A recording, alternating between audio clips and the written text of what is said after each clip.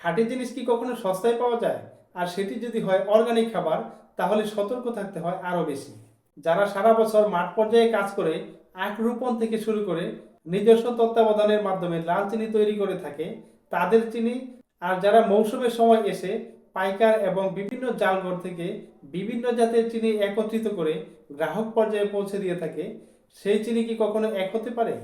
নিম্নমানের লাল চিনি তৈরি করার সময় চিনির ব্রাইটনেস বাড়ানোর জন্য ব্যবহার করা হয় হাইড্রোস, সাদা চিনি এবং বিভিন্ন ধরনের কেমিক্যাল।